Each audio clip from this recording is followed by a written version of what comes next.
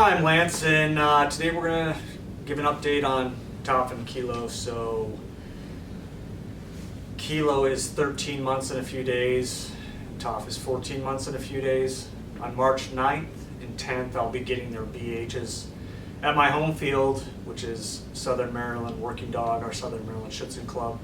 So, I'm going to go ahead and get their BH. They'll just be hitting 15 months, which is the bare basic age to get a BH. My dog's Kilo is at a very different point than Toph is.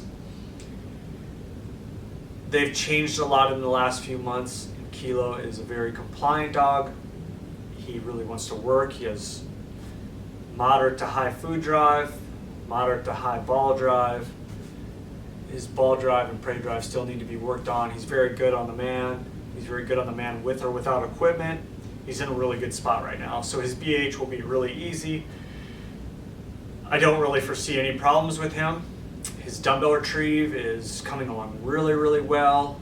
His retrieve overall is really well with any type of object, from metal to plastic to wood to rubber. Anything, he can retrieve a 10-pound weight with no problem. So he's really, really doing well on those things.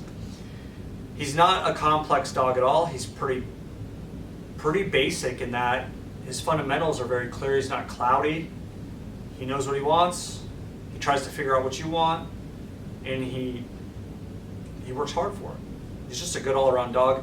Some worries that I had when he was a young puppy is he got startled by things in his own space, like objects or things that made noise a little bit. I didn't really know how well he would recover from that, so I just put him in the fire and put him in front of a lot of that stuff, and he got strong through it. So I put some pressure, environmental pressure on him, and rewarded him and worked him through it, and he's doing really well at that at this point.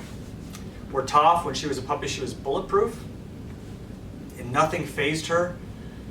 She's kind of ebbed the other way a little bit, or flowed the other way. So if something is in her space now, she gets a little bit weird with it. She is not a compliant dog, I would say, at all. She's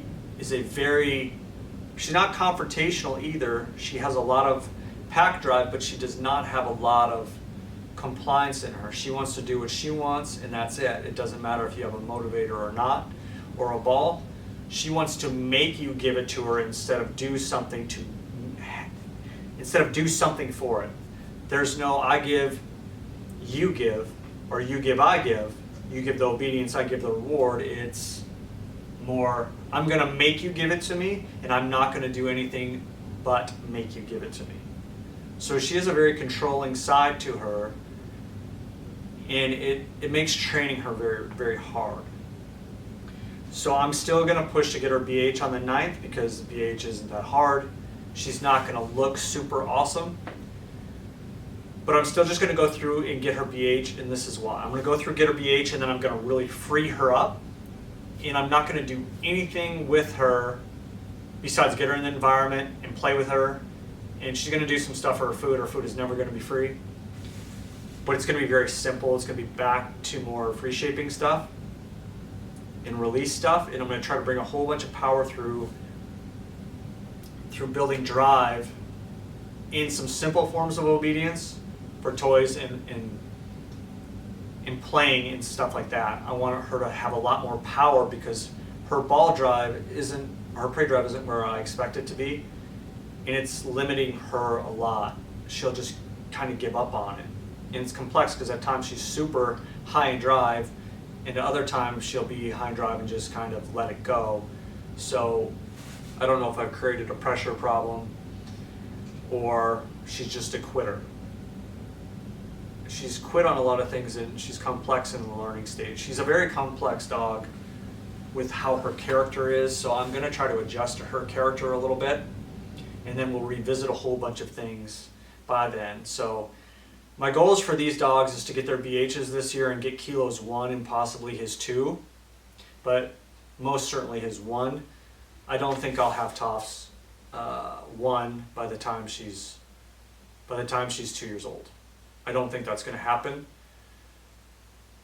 I gotta just change some training dynamics up with her, and I'm pulling out every trick in the bag for this dog that I have.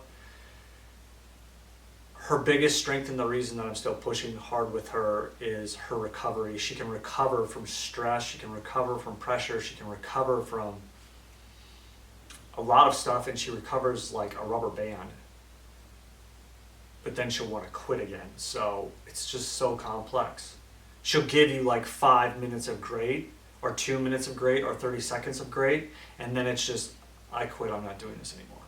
So it's a complex dog with complex problems, and it's just trying to problem solve that out. And it might be a maturity thing. She could be a very slow maturing dog.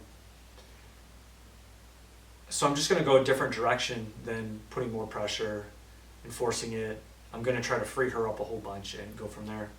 So same dogs, or not same dogs, I should say same breeder, 2 different litters. They're a month apart.